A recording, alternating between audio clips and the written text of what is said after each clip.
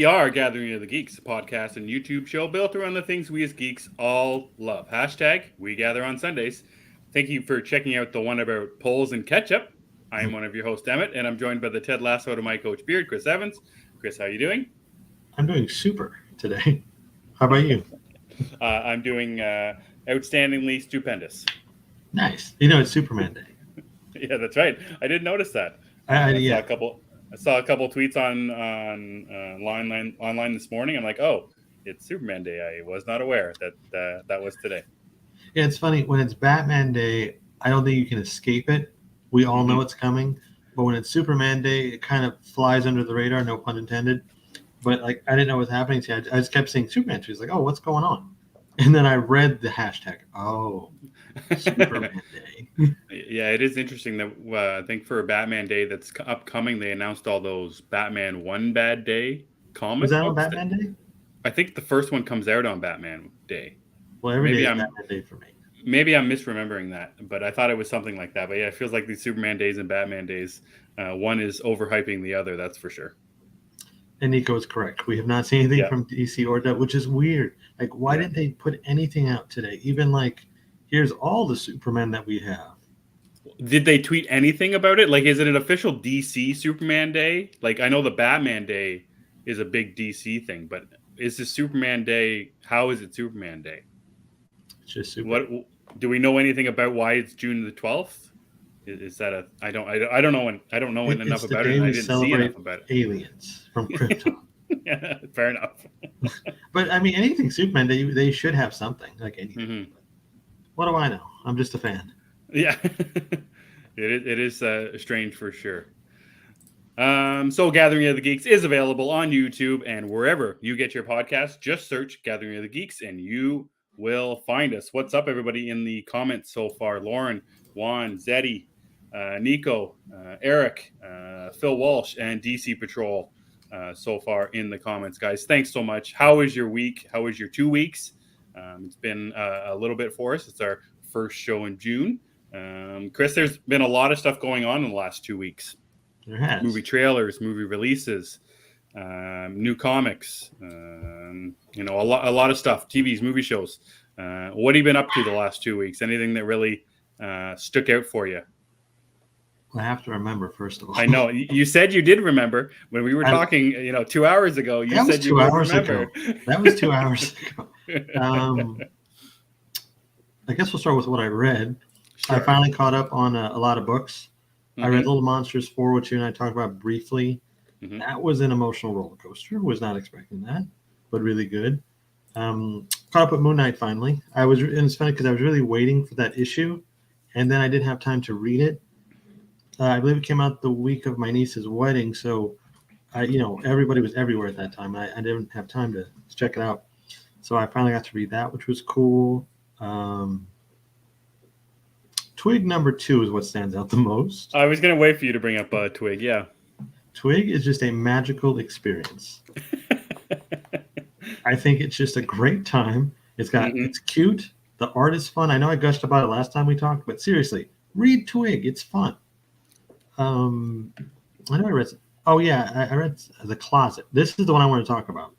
Okay. We know I don't like Tynan. That's right. I don't. I've tried. I don't like him. I read The Closet. That was awesome. What happened when he was given the keys to Gotham? Like, what? He lost his mind, apparently, is what happened. I mean, okay, if I were given the keys to Gotham, it'd probably be some kind of weird story where I bring Alfred back by a Lazarus pit, Batman and the Joker fighting on top of some kind of skyscraper. It'd be nuts. But still. But anyway, The Closet. The Closet was surprisingly good and creepy. Yeah. And, I think that's what Tynan does well. That was my big takeaway was the creepy, too. And how, like, there's nothing really that really stands out for, like, a shock value, I want to say. Or, like, there's no violence. There's no, I don't know. It seems like simple. Like, in...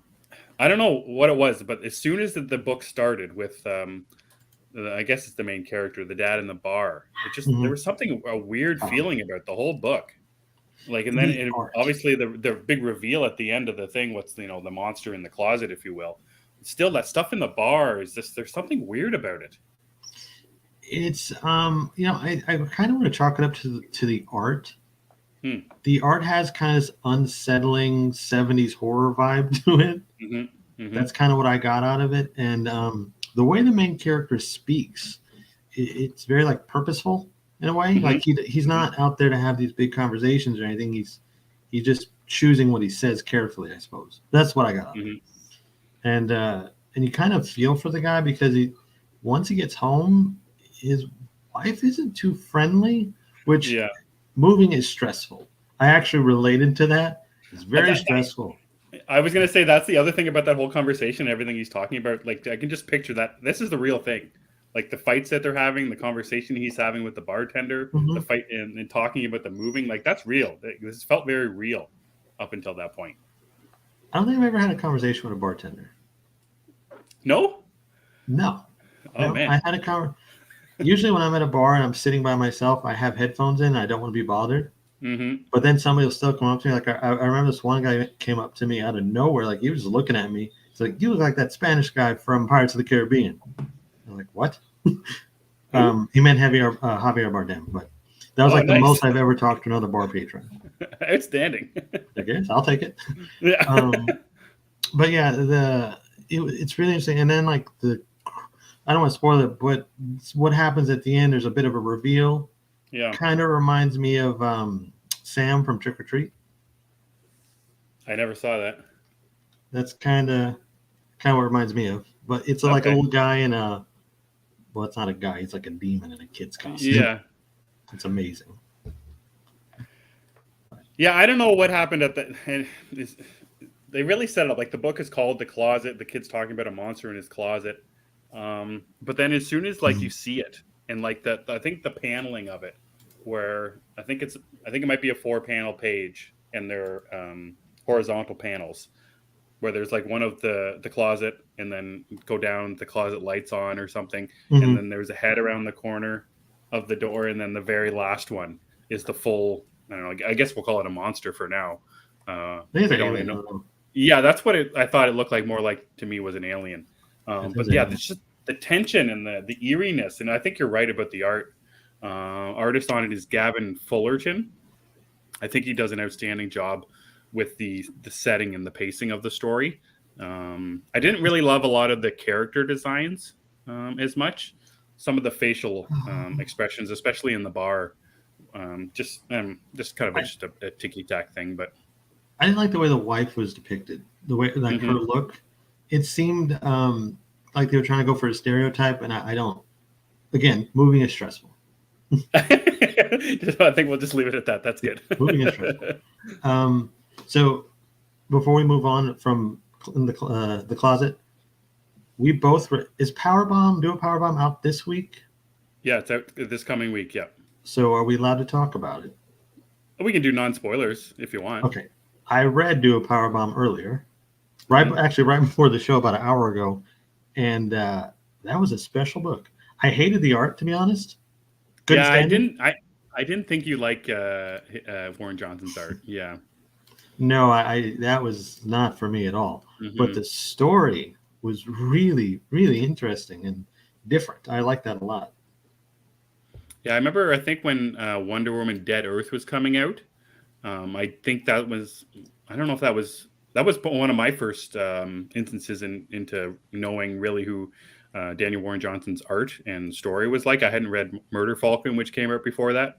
And I think I recall you saying that you didn't like his art style. Yeah, it was like an immediate turnoff. I don't like that kind of messy, ugly, like early MTV looking stuff. Yeah, it's just not like that. Yeah, the story surprised me as well.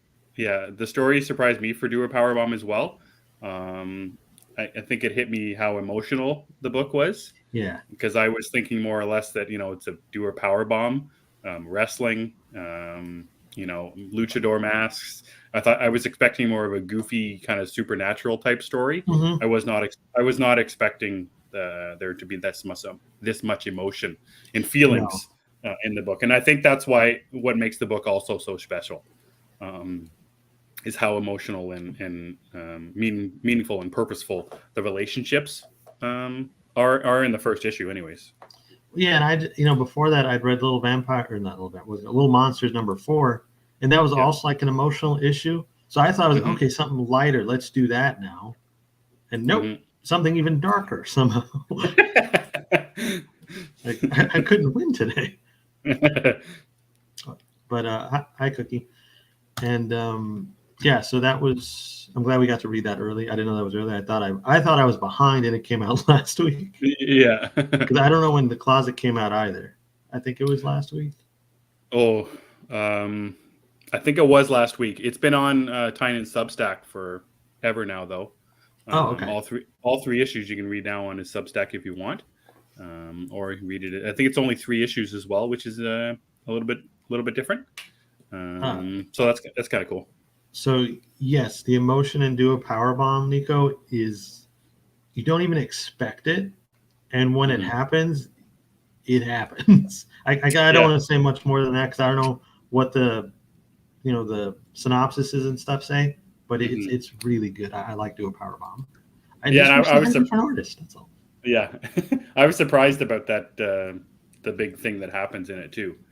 I wasn't expecting the big thing, but it makes sense by the end of it. When it does get the more supernatural stuff. So I'm really interested about that. Yeah, I'm interested how they blend the actual wrestling stuff with the more supernatural stuff. Like, is she going to wrestle like ghouls and goblins? I hope so. That would be fun. Yeah, I hope that's what happens. Did we talk about Batman Fortress yet? Yeah, we talked about that our last show. Okay. You said you were a big fan of that one. Okay, I don't remember what I ate earlier. I'm sorry. Yeah, that's fine. I don't think I've watched anything in the last 2 weeks, other than I watched the end of U.S. Marshals. That was interesting. Ooh, nice. I'd never seen it before, so now that I've seen the twist, I don't need to see it anymore. Yeah, the Robert Downey Jr. twist. Yeah. Yeah, that was interesting. That was cool. I mean, but I don't need to watch it now. I get it. When did you weren't watching the movie, stopped and then watched the end? You just watched the end of the movie? It was a couple. I think it was the day after my niece's wedding, or a couple days after, and I had family over to my house. They were staying over, and I basically just needed a minute. This is the best way I could explain it. When you have house guests for like 4 or 5 days straight, you need a minute. So I was take as many minutes as you want. I was outside with a cigar, and then I came in, and that was what was on. I was like, oh, okay, what is this? Robert Downey Jr. is a bad guy. What? That was kind of the events that happened. As far as other things, the sound for me was Miss Marvel that I've watched. Yeah, let's talk about that. Miss Marvel was great. I don't know much about the character other than what I learned in the Avengers game, which is substantial. But ask me, what her powers are and stuff. I really can't explain them in the show. I don't think they show enough of it to get a grasp, but I think it's good so far. I know a lot of fans are upset, which I understand, but this has to be one of the best Disney Marvel premieres, I think. I've seen a lot of that online that the people aside from I think a lot of people are comparing it, or not comparing it, but relating it to the WandaVision premiere, which a lot of people really liked, I think. But yeah, Miss Marvel was great, and it was like I didn't know what to expect because I don't know the character, which is also an interesting thing when you're comparing it to Moon Knight, which we just came off of, and a character that people don't know a lot about. And Miss Marvel, I don't think people know a lot about as well. More of a second level character all around, unless you played the video games, like you. But yeah, I loved a lot of what happened in the show. I think an interesting thing for me in the show is I have no idea what it's really about, aside from this girl getting powers. I don't know what the thread is. I'm assuming we'll get to that eventually. Aside from that, I think it was a great first step into getting us into the world of Miss Marvel, and that was another thing. I liked the world. Like, I liked this little Comic-Con thing they went to. Oh yeah, it was cool. Especially when we came off of Moon Knight, which had no relation to the MCU. Miss Marvel is complete opposite. It's showing us things at that start about the events of Endgame with Captain Marvel, fighting Thanos, and then we see all the costumes and cosplay and all that kind of stuff. So I really liked the switch between the two really is that Moon Knight's so far away and Miss Marvel is deep into the MCU. Did you like that aspect of it? I did. I like that it's so connected, but at the same time, it's not beholden to it. Mm-hmm. It is its own thing. I like that. And, we're talking about Moon Knight here, and I got to do a comparison. Mm-hmm. As a fan, I understood Moon Knight from the first episode. I know not everybody had that experience because they weren't familiar with him. Mm-hmm. With this show, I'm not a fan, and I understood it just fine. And I think this show does a much better job of introducing you to the world of this character than Moon Knight did. I think I agree with that, specifically how they explain things, how they show things with Kamala's mom, and it's like the bracelet that she puts on. It's like, oh, okay, well, obviously her powers came from that, right? Which I think, yeah, and I think that's one of the biggest changes that I think I've seen from people is it's more of a physical she doesn't thing. Have bracelets in the books, right? So I liked all that stuff. I think the family stuff was the most enjoyable for me. Kamala's mom and her father are, in one hand, her father's absolutely hilarious, talking to that little device that Kamala's friend made for her, the handmade Alexa or whatever it is. And then her mother on the opposite side being the more stern, nose to the grindstone type of mom. Have you ever seen the movie Bennett Like Beckham? No. It reminds me a lot of Bennett Like Beckham. But in a good way, because I also love that movie. Okay. So the family stuff I really liked, and I really liked her friend. I thought her friend was really funny, and Nico mentioned it in the comments about the directors. The two directors who also did Bad Boys for Life they did Batgirl, and they did the first episode. I think they're doing more than one episode. If I thought I remember correctly that they were doing two. Yeah, I thought this was like their baby. I could be wrong though. I think so. So, anyways, I like the directing style, I like the camera movements, but I also like the comic nature of things. When Kamala and her friend are texting, and her friend's walking, and emojis are showing up in neon lights or stuff like that. And then when they're on their bike and they're talking about, I think they're talking about her costume. And the graffiti on the walls is changing. I love that stuff. I think it brings the world that they're in to life, but it's also fun. It's very kid friendly so far, which I think is a very good thing. I think the camera movements and the camera style and the colors that we see on screen, I think it make it very accessible to everyone and accessible to people who don't know anything about the character can say, oh, it looks cool too. I may not know who Miss Marvel is. I don't know what her powers are. I know nothing about it. Maybe I hadn't seen Endgame, so I don't really know about this Captain Marvel thing or whatever. But hey, the show looks great on the screen. So I think that's a big sell. It's very visually engaging, I think. If you're not looking for the stuff, you'll miss it. Like if you're just paying attention to one piece of the screen, you're not going to see all this cool stuff. But if you do kind of just watch it and pay attention, there's a lot of stuff going on in the background. It's very cool. Yep. I hope that continues. It really gave me, it also reminded me a little bit of Spider-Man Homecoming in that respect too. A lot going on. I liked it. I'm looking forward to the next episode. And I love that we have Kenobi and Miss Marvel in the same day. Like Wednesday. I thought it was switched somehow. I thought it was too, but I guess they changed their mind or something. I thought Star Wars was on Wednesday and then Marvel was going to be on Friday or vice versa. I thought that's what it was, but that's what I thought too. But I guess they're going to share the day, which is fine too. I mean, whatever. I just like that we have both in one day. That's a good time.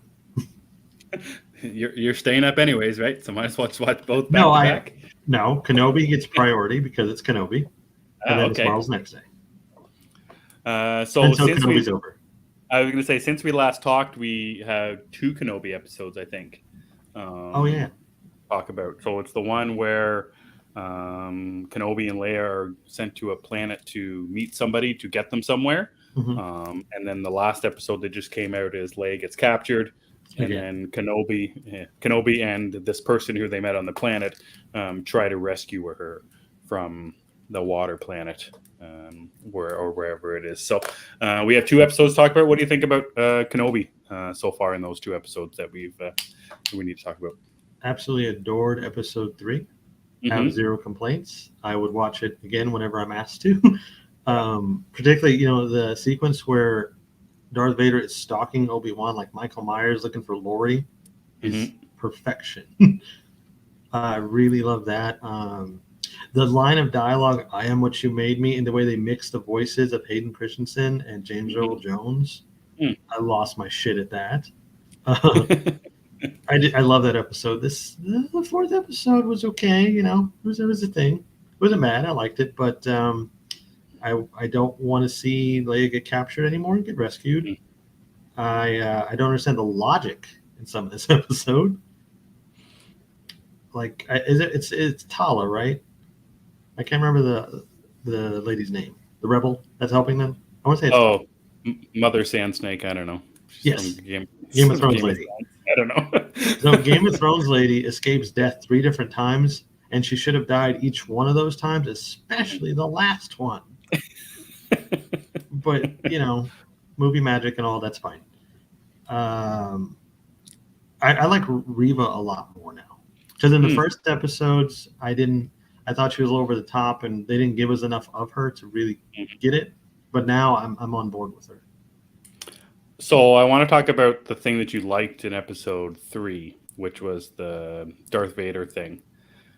I was on the complete opposite side of that. I thought the stalking was, I don't know, poorly edited, poorly shot. Okay. I thought that part of the whole entire episode was incredibly dark as well. I have no idea where they are, like sand mines or something. Like they're hiding behind piles of sand. Anyway, so I get the relation. Yeah. He doesn't. All right. So I get your relation between Darth Vader being Michael Myers, because that's what it felt like. It felt like he was walking, and Kenobi couldn't get away from him. I felt like he was standing right in front of him, and then Kenobi took a left and he got away from him, and then eventually he caught up again. I don't know. Maybe they were playing it like an old horror movie where it felt like he was that. But I just thought it was, I don't know, lame's not the right word, but I just found it very uneventful and not exciting to see. Okay. I like the lightsaber stuff. Like, and I said it was really dark, but as soon as the lightsabers start coming on, especially Kenobi's lightsaber, the nice blue, how it lit up his face and you could see his tension and all that kind of stuff. But the biggest problem I had was the part with the fire. So Vader starts the fire, and he moves the fire, and then the fire goes away, and then Sand Snake Lady makes more fire, and then Vader, he can't do anything about it, and then Kenobi just walks away. But you can do things. You can control things. Yeah, but I think he wanted Obi-Wan to kind of live with that injury for a little bit before he finished him off. Because I'm suffering in this damn robot suit. I got to sit in a pool for 23 hours a day.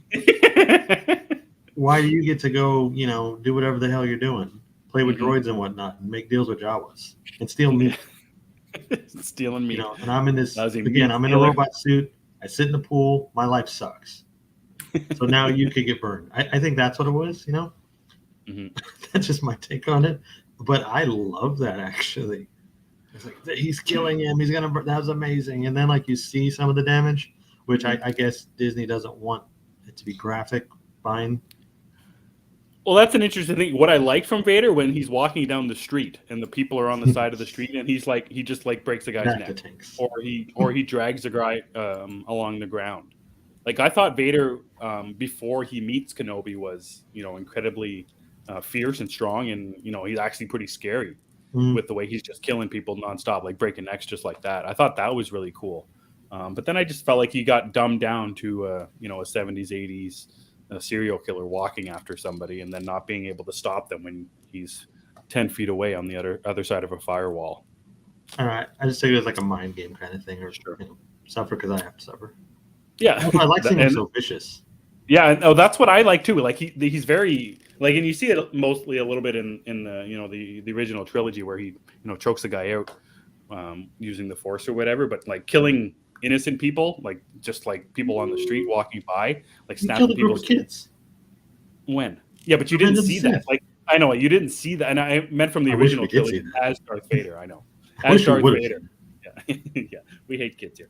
We don't hate kids, but I think that moment was really important in showing Anakin's turn. Like, yes. Anakin's not there anymore. This is Darth Vader even before he put on the suit. So I think that was important. I mean, we didn't have to see them like murdered, but just like some of the aftermath. You know what I mean? Sure. But I think the scene is very effective for what it is. Yeah, so I just like seeing him, into the Darth Vader suit, snapping guys' necks and killing innocent people. I thought that really sold the fact of how scary he is. And then, fast forward to episode 4 when he arrives to the water planet and everyone's already escaped. I love the way he's holding Reva up and showing force again. Reva talks her way out of it. I don't know if there has to be something else there. Forgiving. Yeah, that's what. Like, there has to be something else with these people, and Zeddy mentioned it. There's only 2 episodes to go. So they have to, sell me a lot on this Reva Vader relationship of why he's letting her away with things so much, and why she's still doing it. Like, we got 2 episodes, we still don't know, why she's after Kenobi. I'm excited to find out, though. I like that I don't want to say they're dragging it out because that sounds like I don't like it, but I don't know another way to put it. Stretching it. I like the way that they're taking their time to get to the why. Because we know why Anakin, of course, is hunting Obi-Wan. That's sure. Nobody needed that explanation. But I like that we're taking our time to get to the point to see what Reva's issue is. And I think it was Lauren that was saying, yes, the redemption thing. I've seen some people throwing this around too. And I think you can redeem her. But I don't know if we need her redeemed just yet. Do you find her unlikable? No. Or do you find? Yeah, I don't either. So I don't know. I don't need her to be redeemed. I don't think. I don't know. I don't know. You know me. I'm not really a fan of redeeming villains, but at the same time, we haven't really seen her do that much that you can't come back from. Right. Also, I think Princess Leia kind of beat her at her own game in the interrogation room. I'm just saying. Yep. Oh, my father. I can't remember if it was you when we first talked about Kenobi, or if I'm mixing it up with the Vigilante guys. Were you the one who said you didn't want Leia to be the focal point of the season? Like the first 2 episodes? I don't think that was me. Leia would go away and then they'd start something new. Was that you who said that? I know. I might have said I think that's the arc of the first few episodes. Then it kicks into another gear. But I don't remember saying that. I hope that it does it. I might have. Oh, yeah.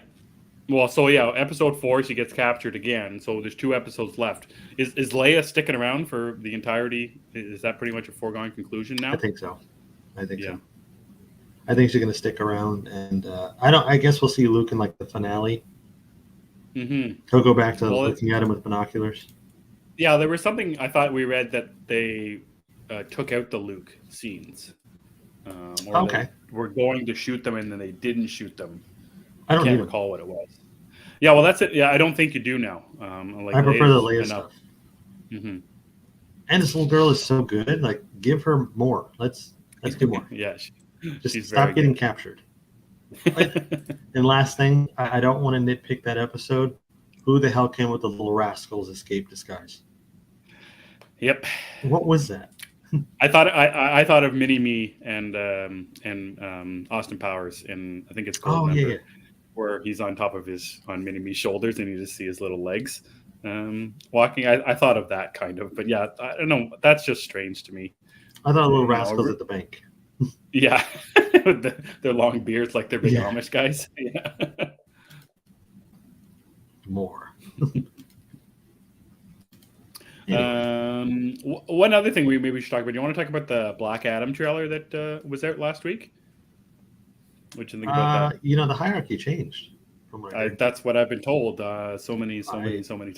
I have heard the hierarchy of power at DC has changed. I like the trailer. I thought that it did its job. It feels more like a teaser. If I had a complaint, it's just The Rock in a cool costume. Mm-hmm. Which I guess is what we signed up for. Yeah, I've seen that online too, and I think if you were expecting something less or more, I think you were thinking you're barking up the wrong tree. Yeah. No, we haven't. That's all we've seen. That's all we were shown in pictures. Obviously it doesn't have the ears. He doesn't have I a wanted cape. the ears. Yeah. So, or I think in the eyebrows are sometimes a little more pointed than usual. Yeah, too, they're but- like Spock eyebrows. Mhm. One of the things a feeling I got from it, I thought of Black Panther right away, specifically that opening shot with the spaceship looking thing. Okay. Whatever I don't even know what that is. I think that we see them in there, so I guess it's a JSA ship or whatever. But that's Oh, one yeah, of I the think first it is. one of the first things I thought of was Wakanda and their ships. I don't know why, and maybe maybe it was the ethnicity of some of the more ethnicity in the characters than we've seen in other DC and Marvel shows, movies and shows. But obviously Black Panther is very representative to the culture of Wakanda in Africa, and I feel like in Black Adam, we obviously in the final shot, the two people in the van when they're rolling up the the windows because he's standing outside, which is a little slapsticky, but the different cultures, and obviously we get Hawkman. Yes, who's black in this, cool. and yeah, he looks great, and some of the locales, nothing looked like New York City or Gotham or Metropolis. It felt very like they're on the other side of the world, in a different culture, in a different area. So I really like that aspect of it. The trailer didn't blow me away though.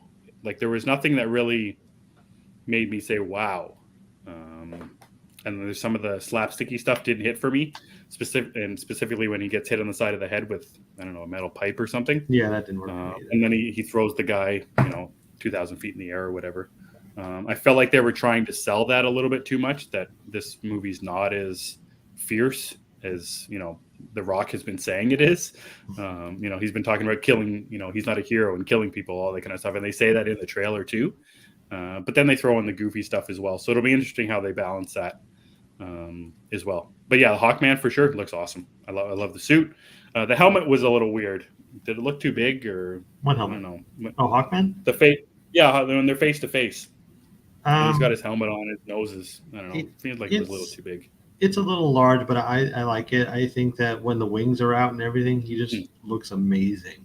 It looks so cool, and you think, man, I never thought I would see Hawkman on the big screen, and here he is. So it's very, very cool that way. And Chris Brosnan's Dr. Fate. Come on. I don't think there was a better choice. Yeah, Dr. Fate and Hawkman were the big ones who got the biggest screen time in the trailer for the JSA. We didn't see much of Cyclone or Atom Smasher. We saw him big running through the city. So it'll be interesting what happens. I assume in another couple months we'll get a second trailer, and we'll see what happens with that one. I think Zeddy and I were sharing a brain just now because as soon as I mentioned Dr. Fate, Zeddy said that. One thing I want to talk about is The Boys. Have you watched The Boys at all, Chris? I don't think you have. I think that was a long. I've only seen those first 5 episodes, and they were great. Yeah, that's right. Bring you back to it. I'll get to it eventually. Yeah. So The Boys. Things. Yeah. The Boys season 3 is out. 4 episodes into the season, and it's there.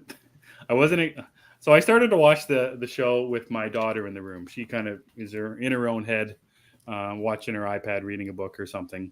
And there's a scene. I'm just going to talk about it. So there's a superhero called Termite who can shrink. It's like Ant-Man, but he's a little more sexually depraved and perverted than Ant-Man, we'll say. And he's around in a party. It must be an orgy or whatever. And there, and he shrinks down, and he crawls into somebody's urethra. And then he's in there, and he sneezes, and he goes big again, and the person explodes into a billion bits. Oh, I've never been so shocked at the same time because of my daughter being in the room at a very unexpected moment. Indeed, Juan, indeed. Anyways, that's what The Boy sells itself on, is superhero depravity and stuff that really makes you cringe and scratch your head. I'm still stuck on this. So they like took the concept of what everybody said Ant-Man should do to Thanos and one up. There you go, man. Okay. Who plays he just went Termite? he just went just some guy. I don't know. Nobody. Because I saw they have a pretty good cast. Jensen Ackles is that fake Captain America guy. Yeah, Soldier Boy. That's pretty cool. Yeah, and Charlize Theron shows up in the first episode too. Does she? Yeah, As herself or as a character? as a character. Okay. Because I know it's like Do you a know meta about thing. Yeah, do you know about this whole Dawn of Seven thing? I thought it was a real movie. I was waiting to watch that. So, okay, I watched that. I don't have to watch the TV show. I can watch the movie. Yeah. So originally, there's a character Stormfront in the movie, who's her character in the real life in the show as well. Anyway, she turns out to be a Nazi, and she Was that not dead, but the brunette lady in the red and black costume from last season? No, that's well, it was just all black. Oh, okay. I know Red and black. You might be thinking of Maeve, who's the Wonder Woman spinoff. Anyway, so the Nazi Stormfront isn't in it anymore, so they cast Charlize Theron to play the new Stormfront in the movie. So just kind of funny, we see her in Multiverse of Madness, and then you see her in The Boys. It's kind of a cool thing. She likes franchises, I suppose. Yeah, that's right. So Chris, I think you should watch The Boys. I think you'd have a lot of fun with it. I know you got a stack of books and a backlog of TV shows and movies to watch, but The Boys is crazy wild, is what I'll say, and it's also unlike any superhero TV show movie you've ever seen. I assume that's the same about the comic as well. I can say I will watch that before Stranger Things, most likely.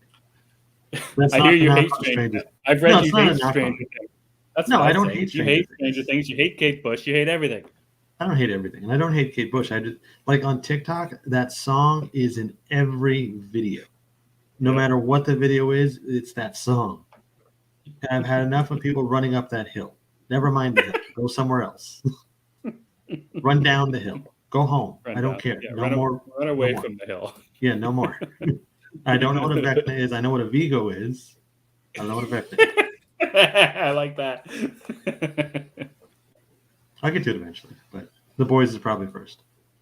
Yeah, so that's another thing. Ghostbusters Day, we had that the summer showcase video game thing. Oh yeah, more Gotham Knights and Midnight Suns. Midnight Suns, Gotham Knights. We get the announcements from Ghostbusters Day that they're working on the sequel. We've got 2 animated, a show and a movie coming out. Mm-hmm. We've got a comic book coming out. There's a game in the works. And a live VR thing too.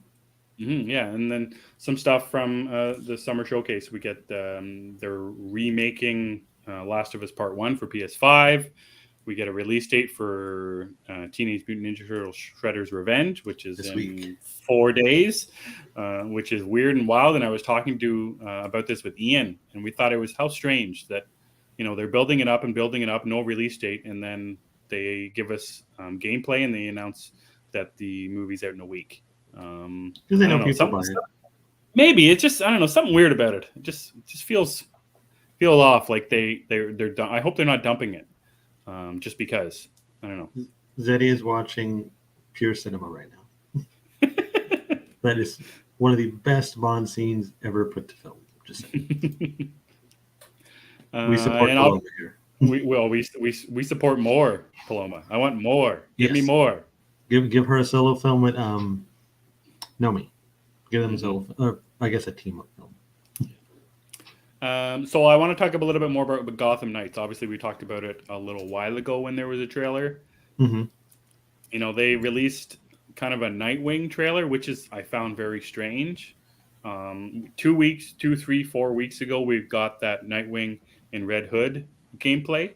Mm-hmm. Then we get in the further marketing, we get some more posters. We get a Robin poster and I think maybe a Nightwing. I don't know if we got a Batgirl one. And then we get this Nightwing trailer, which shows many different costumes, many different variations of Nightwing doing his over-the-top Nightwing things. Yes, over-the-top. That covers over-the-top Nightwing things. Yeah, this didn't sell me any more on the game from what we've already seen. And we've mentioned this ever since we saw that first DC Fandom trailer 2 years ago. Everything we've seen since then has just been downhill. It hasn't added to my excitement in any way. I think we were both hoping that they saw the response to the trailer that was released for, was it released for anything? I can't remember that one trailer, or not the No, gameplay. I think it was just that released Gotham for Knights Day. they shouldn't have marketed that one like they're marketing Superman Day. So I think we were both hoping that they were gonna give us something else, give us something else to show, and they gave us a Nightwing trailer only, which I thought was a really strange choice. Even if the trailer was good, we still haven't seen much of Batgirl. We haven't seen hardly anything of Robin. Obviously, there's still more time to go. It doesn't come out until October. But Chris, from what you saw from this, the summer showcase with this Nightwing gameplay trailer or costume trailer or whatever it was, what did you think? Did it raise your excitement level in any way for Gotham Knights? No, actually, it was a show. So I believe the Midnight Suns trailer was before it, right? That's correct. I remember. As soon as I saw it, I DM'd you. I was very excited. Yep. That has a release date of October 2nd. If I'm not mistaken, Gotham Knights is the 11th or something. I seem to remember the 20th something, but it doesn't matter. Okay, you might be right. But my point is, Midnight Suns is a guaranteed day one buy for me. Where Gotham Knights, after this showing, I might wait a couple weeks and see how the reviews are and see if it goes on sale. I still want to play it, but that's the weirdest thing, is that this game could come out and it might not be a first day buy because we want to wait for reviews. I would never have thought that to be the case. No, I would like to see something more. But here's the thing: the trailer, we don't even know what was gameplay and what was cutscenes because they blended it like that, and it felt like they were just trying to show us different costumes. I don't care about costumes. No, I want to see what this game plays like, and Nightwing is not the one I had a problem with anyway. When we watched that other footage, it was Red Hood, right? So I didn't really need more Nightwing. I would have rather seen more Robin or Batgirl. I'm still excited for the game, but I'm not a marketing expert. I'm not. But I don't think this is how you do it. I could be wrong, though. Well, yeah. I think what marketing is supposed to do is supposed to tell us something we didn't know we needed. And they're showing me stuff that, new stuff that we haven't seen before. And the stuff they're showing me isn't telling me, oh, I need that. I need this Nightwing with a ponytail and a weird costume. No, I don't. I want to see how he plays. Where is more of the story here? And what villains are there? Exactly. Like we saw Mr. Freeze a while ago. That's fine. That was forever ago. Let's see some more Court of Owls stuff. Anything. There's going to be more. I assume there's going to be more, villains. It can't just be Freeze in the Court of Owls. I assume wouldn't that be something? Wouldn't that be something? It's all just generic thugs until you fight Mr. Freeze, and then more generic thugs. Somebody pointed out in this new trailer, though, there's characters wearing pig masks. So the thought is maybe Professor Pig is in it. That would be cool. But we'll see. I mean, I'm still excited for it. I am. But I'm just getting a little leery here. And the lack of actual gameplay. I know some people are going to say, we just saw gameplay. And you're right, we did. But it wasn't really anything to write home about. Yeah. I have no excitement for this game anymore. It's completely gone. If we see nothing before its release day, I won't be getting the game. If we see more and it looks good, then I'll change my mind, and then maybe we'll read some reviews. I'll have to get a PS5, which is another thing altogether. But yeah, there's nothing they've shown me that gets me excited that says I need to get this game, and that's a weird friggin' feeling from 2 years ago when I was very excited about what I had seen. So very strange. Yeah. And, it'd be nice if they just did a remaster of Arkham Origins at this point. That's what I was thinking. They're remaking these games. Just remake Arkham Origins for PS5. I would definitely buy that day one. It has the best story out of the Arkham games, in my opinion. There you go.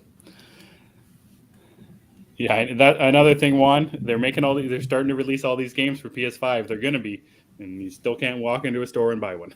So. No, it's very weird. Yeah.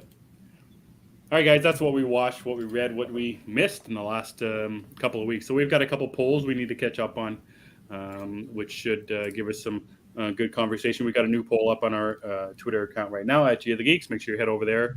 It's actually two polls underneath each other, so make sure you answer both. And we will talk about it next week. So from our May 29th poll, Do you usually watch or read things based solely on the talent involved, or does the content's concept need to grab you first? So we had a couple, only real three answers, obviously. Fourth answer was the Batman is on There's HBO four Max, which answers. didn't get second place. I'm very surprised. There's 4 valid answers. That's right. So the first option was talent involved. Will that give you enough reason to get into something? Only 4.4% answered talent.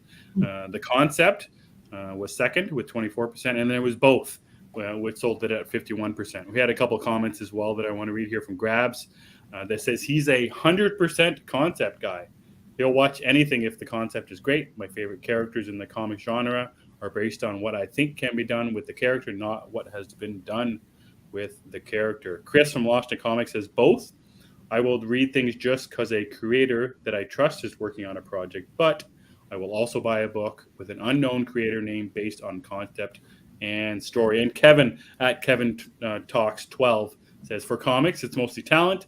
If a known writer or artist is on the title, I will read it. For TV or movie, it's mostly about the concept and storyline.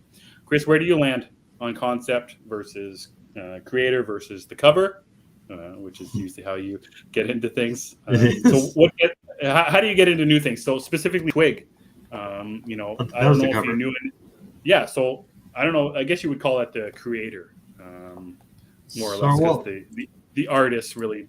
Well, you didn't know who it was, so no. I don't know. What I didn't know it was Scotty Young until after I started reading. It's like, hey, this is Scotty Young. Okay. Mm-hmm. Which I like them from other stuff. Mm-hmm. For me, it was kind of a mix. It depends what it is. Like if it's a Batman book, I'm going to read it no matter who's writing it, usually. Mm-hmm. Or if it's a movie that has a superhero in it, I'm probably going to watch it. But then when it comes to something like, I don't know, like Top Gun, for example, the first one, I never got around to it because the concept didn't interest me, even though I liked the talent involved. I didn't watch it until I said, hey, I want to see Maverick, so I guess I got to watch that one. And, so for me, it's like a 50-50. With comics, though, I guess it is different. Comics, I do go more concept-based. The talent, like I like certain writers and stuff. That doesn't mean I'm going to read everything they write. I like certain artists. I'm not going to read everything they draw. I have to like the concept. It's an interesting thing how, it's an interesting thing how they sell things to us. If in most movie trailers, from the director of, from the star of, from the studio of, so they sell you on the talent involved. With comics, they do that a little bit too, but for media, for TV, movies, you don't have to be watching the thing to understand what it is. You can overhear it. So if I'm going to buy a comic, I have to read about it. So if I'm going to read who the talent is, I'm then going to read what the concept is too. There's not very many times where I'm going to, a new book's coming out one week. It can be whatever it is, and I read the artist or the writer. I'm not going to stop there. I'm then going to read the concept. For comics, it's a both thing. I don't know if I'll ever. I don't know. I guess I probably would read any Tom King book ever. But if Tom King wanted to write a book, I don't know, about a guy who goes and he's a chef, and then he breaks up with his wife, and then there's nothing happens, and that's the concept. Like, boring guy cooks, and then goes home and watches TV. That kind of thing, I probably wouldn't read that. Or maybe I wouldn't be excited about it, or maybe I wouldn't buy it. I'd try and find a free copy somewhere, something like that. So I think I try to do both. The first thing that I see, much like you, is the cover. A cover will sell me on a lot of things. First trailer will sell me on a lot of things. But it's the talent and the concept that will keep me coming back for it, that will get my money spent, more or less. If they want my money, I need to be sold on both. If they don't want my money and I want to find something for free, then I'll pick one and I'll read a Tom King book about a guy who's owns a restaurant, something like that. I mean, there are good movies about that too, like Bird with Bradley Cooper. Sure. Pretty Chef with John Favreau, yeah. I haven't seen it, but okay. But Pig, that counts. Yeah. It's got Nicolas Cage in it. No, there you go. Talent involved, right? I'm already done. Like something like HBO sells itself. Actors make or the appeal of a movie, but it's really the story that makes or breaks the movie or series. Yeah, I can see that too. Well, that's another thing. Like people, and you mentioned it, Batman. People will just buy a Batman book regardless of who's writing it, who the Batman is. They'll just buy it. So yeah, sometimes the talent or the concept oversells who's writing it and what the story actually is too. We're going to start a chef film group. And Emmett, I guess, is not allowed because he's not into the concept. If Tom King writing it, I'll be into it. What about Spanglish? That's about a chef who does have marital problems. With Adam Sandler? Yeah, there you go. Weird. I made up a movie without making up a movie. I think you want to watch Spanglish, which I kind of do too. I love that movie. It's great. I always try to make that sandwich. James L. Brooks, I think, wrote and directed that one. Oh, I know it has Adam Sandler and it's funny. Works for me. Yeah. So yeah, it sounds like it's a little bit of both for us and how we get into things. So the second poll, which is from just last week, this is an interesting one. Considering we're talking about shows like The Boys, Kenobi, Miss Marvel, and one half of us watching Stranger Things. So the landscape of TV series has recently changed in a lot of ways, not just in terms of common budgets and quality, but also the way we watch them. So do you binge watch a series when it's an option, or do you draw it out over a few days, weeks? So we've got, again, 4 solid options here. So there's Bring It All or Binge It All, which is at 20%. I Take My Time, which is at 40%, and a little bit of both at 30%. A couple more comments. One from Phil Walsh here. He's got Yoda saying, "Control, control. You must learn control."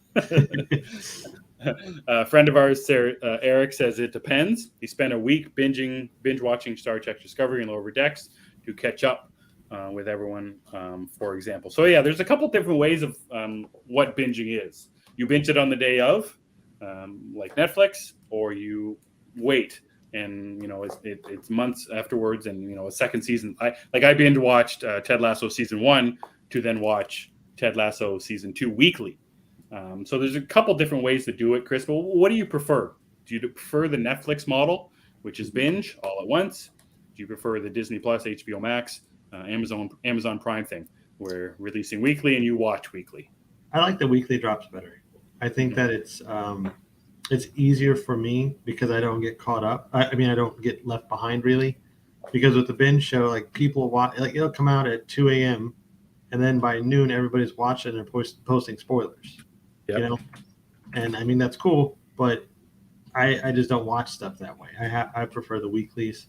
So I was trying to think of some like Miss Marvel. I'm glad that's weekly. Kenobi, same thing.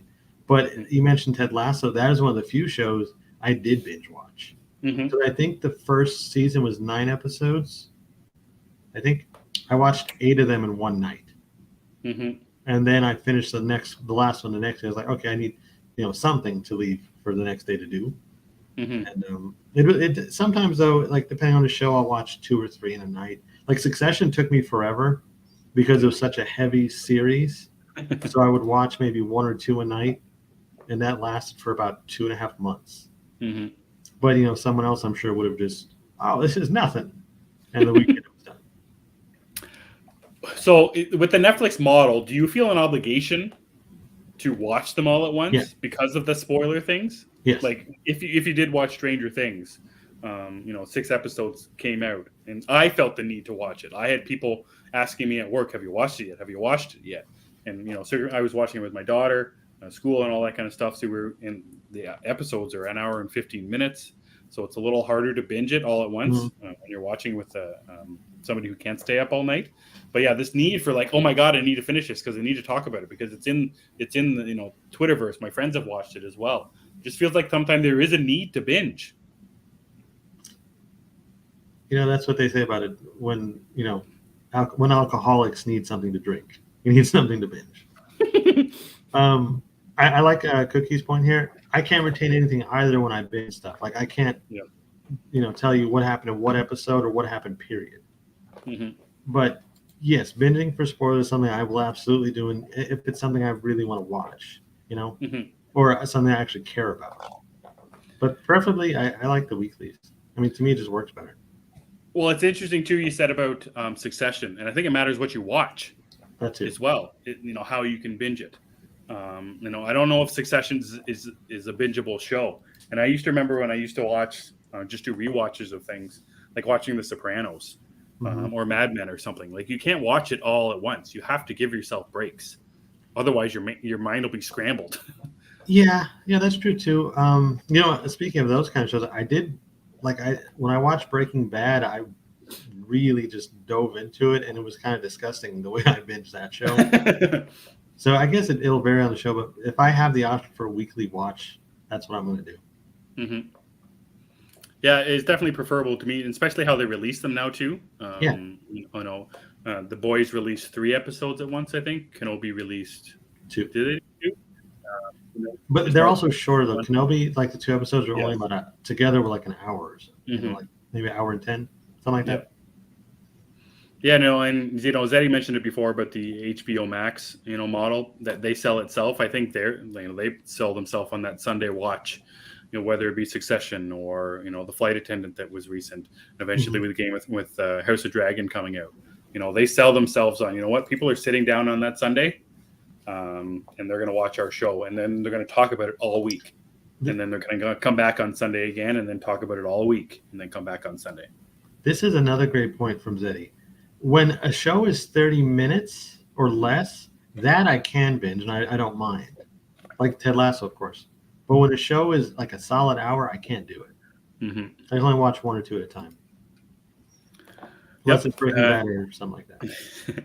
Yeah. Cobra Kai Zeddy coming out in September this year. It's not doing the New Year's Day thing, which is an interesting thing. So it's not that far off. We'll be able to watch that. Aren't the Cobra Kai guys making something new?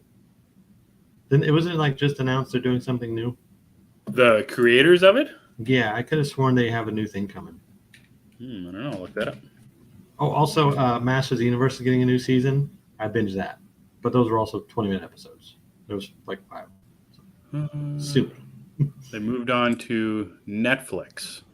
This is from May 2nd of this year. Action series Obliterated at Netflix.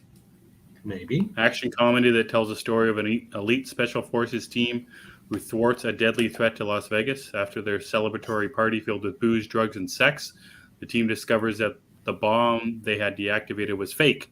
The now intoxicated team has to fight their impairments, overcome their personal issues, find the real bomb, and save the world.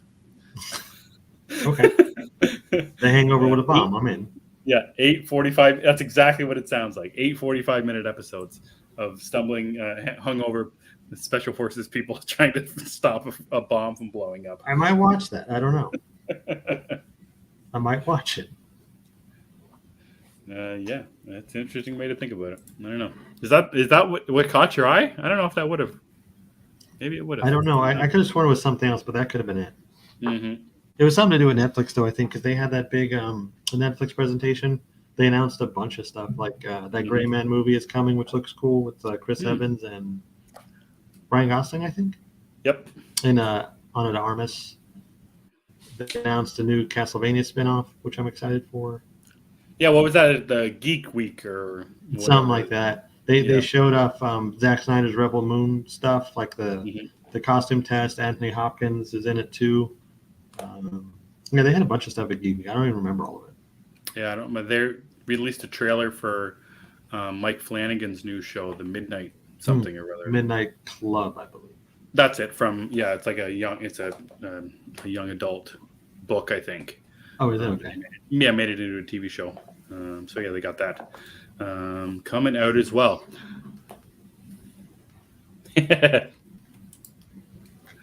So that's the polls for our last 2 weeks, guys. We got a new one up on our Twitter right now. We want to know, how involved are the people in your lives, your friends, your family? How involved are they in your geek life? Whether it be, you talking about their stuff with them, do they read your stuff? How involved is your family in your geek life? Chris, what else do you want to talk about? We want to talk about how we missed Moon Knight some more, or are you okay with that? No, we can let it go for right now. Okay. We have stuff to fill the void, I'm okay. Yeah, that's right. I got Miss Marvel, Kenobi. I'm good for right now. And then, I have other stuff waiting. Like I found out The Raid is on HBO Max. Never seen it. Oh my God. Really? Yeah, I'm looking forward to that. Then The Raid 2 is on Hulu, so I can watch both. I can finally watch. What is it? Everything Everywhere All at Once. Is that what it's called? Yep, Everything Everywhere All at Once. It's streaming now, so I can finally watch that. So I got stuff to watch. Cool. I'm so excited for you to watch The Raid. It's one of my favorite movies of all time. It's so good. I'm excited too. So Zeddy was telling me earlier that I think it was the director of that was supposed to do the Deathstroke movie. That's right. Yeah, so that would have been cool. Yeah. But I've always heard about that, The Raid, so I have to see it. Yeah. Yeah, the first one is just downright awesome. The second one goes really weird a little bit with the story, but the action is just as good as well. So I can't wait. I can't wait to talk to you about The Raid. That's so awesome. I think I'm watching it tonight. Probably in a little bit. Nice. Yeah, I filled my comics quota for the day. Unless I just retweak again. Which you always could. I could. I might. Actually, there is one thing I want to talk about that kind of relates to something Zeddy talked about this week. So a couple weeks ago, I went to a Blue Jays game, a baseball game, and watched the game. And I went to the stadium, and it was Pride Day. So I want to say Happy Pride Month to everybody who's celebrating as well. So it was Pride Day. It was, I went with my wife, my father-in-law, and my daughter. I hadn't been to a Jays game in a really long time. And it got me thinking about the fan experience. And it got me thinking about the theater experience. And how enjoyable it was to watch a baseball game in person rather than watch it at home on TV. Zeddy said he went and watched Jurassic World Dominion. And usually as soon as Zeddy comes out of a theater, he'll give us his review. Instead of giving us his review, he complained about his movie theater experience, about people were talking too much. And I quote tweeted his and says, "Movie theaters suck," said he confirmed. I very much dislike the movie theater experience after going to see The Batman. It just more or less reaffirmed it.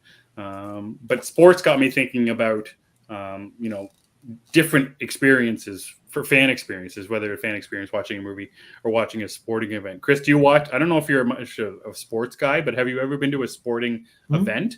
I've been to a bunch of them. So how do you feel about watching it on TV versus watching it in life or on TV? Well, I don't really like watching sports at all on TV, but if I'm there at the stadium, it's fun. I've been to basketball games. I've been to a hockey game or two. Been to a couple of football games. Baseball is the one though. I just not for me. Even when I'm there, I don't like it. Fair enough. It just got me thinking about how the two fan experience differ, because there's nothing louder than a fan experience at a sporting event. Yeah, it's very loud, but it's different. Then and exactly on the opposite side of it, all you want is quiet at the movie theater. All I want is, anyways. Like I know people get excited, Endgame or whatever when Cap is holding Mjolnir and there's a big fan event. I just wanted to watch. Yeah, exactly. So it's interesting, the two of them, how loud and obnoxious people at a baseball game make you laugh because they're loud and obnoxious, and everyone's drunk and it's 1,000 degrees inside the stadium and you're all cramped in there. But then on the opposite side, feeling cramped, with loud and obnoxious people ruins the experience. So I just find it interesting how different ways to enjoy things, and there's not a right or a wrong way to enjoy them. It's a common argument with friends of mine because they hate when people cheer in theaters, which I don't really like it either. I understand everybody gets excited. I'm not judging you, I promise. But it's just not something I do. And I usually tell them, well, I mean, when you go to a sporting event, you lose your mind. So why are you getting mad at these guys for doing the same thing you do at a sporting event? That's right. Because to me, it's the same thing. Like, well, they can't hear you. I'm like, yeah, but do you think Tom Brady really cares if you're screaming at him? That's right. Maybe I'm wrong. I don't know. I'm not a sports guy, so I could be way off. You're not wrong. I get it.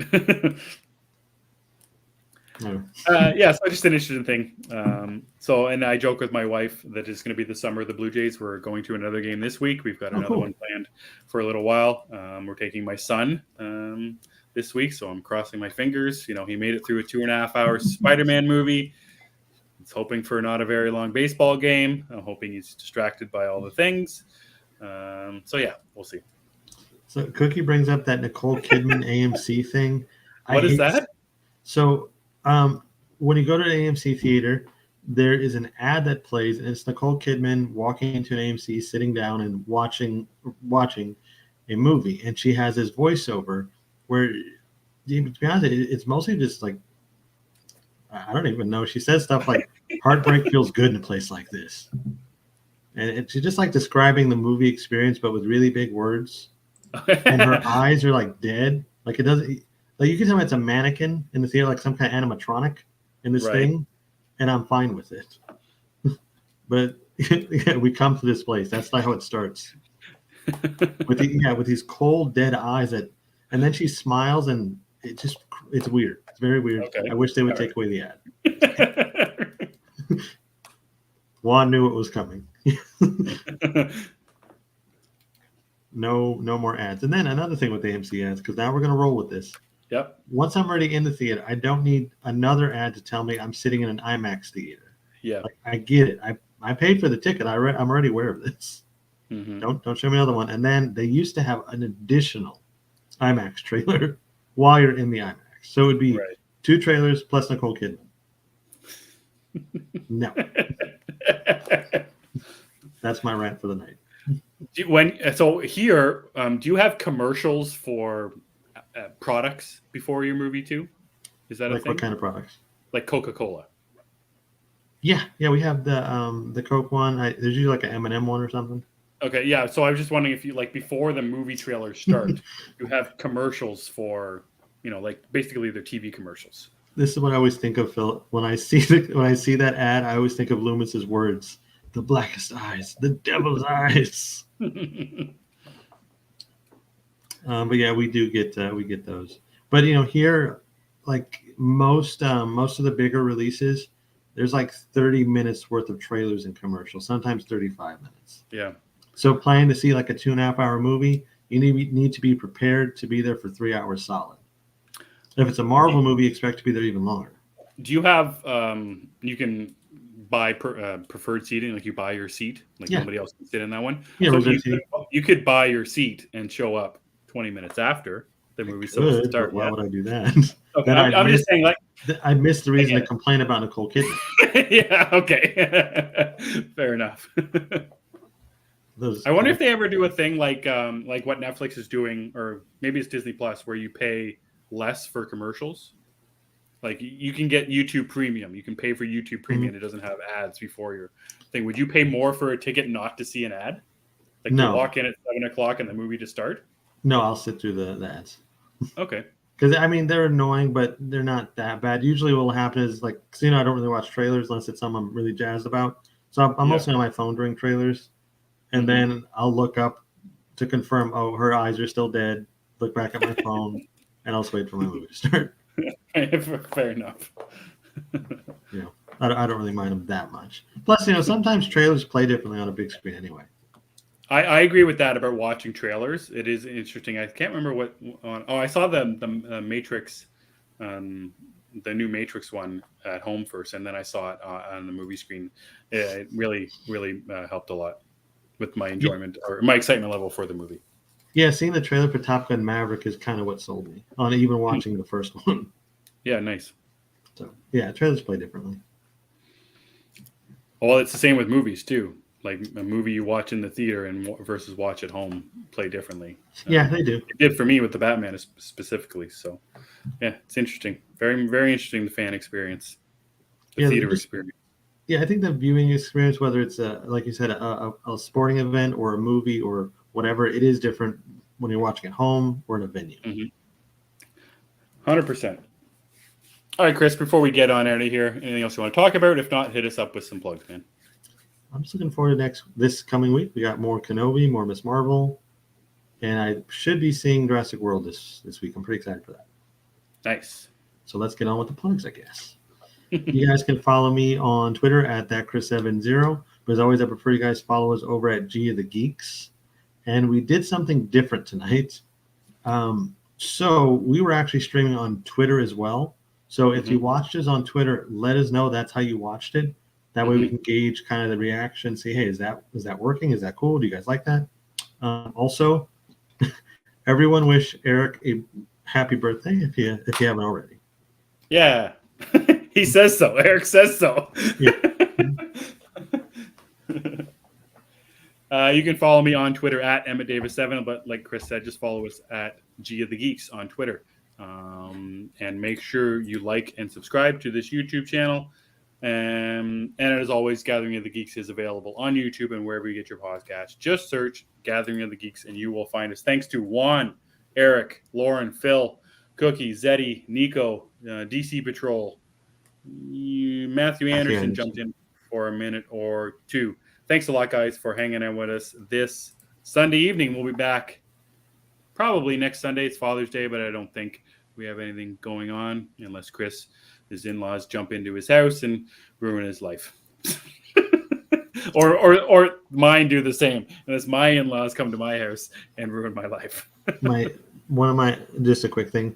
One of my sister-in-laws have a very small baby. She's 2, and the kid leaves a trail of stickiness. And so I came in my office room, which is where I have all this set up, and the extra Wolverine head for that animated series figure I bought was missing. Oh no! I'm like, oh no! And then I found the head, but it was covered in some kind of slime. Something. So yes, and as long as nobody takes over my home, we'll see you guys next week. Yeah, that's right. We'll see you next week. And saying all that, for Chris and I'm Emmet, and we gather on Sundays. Latest Gators.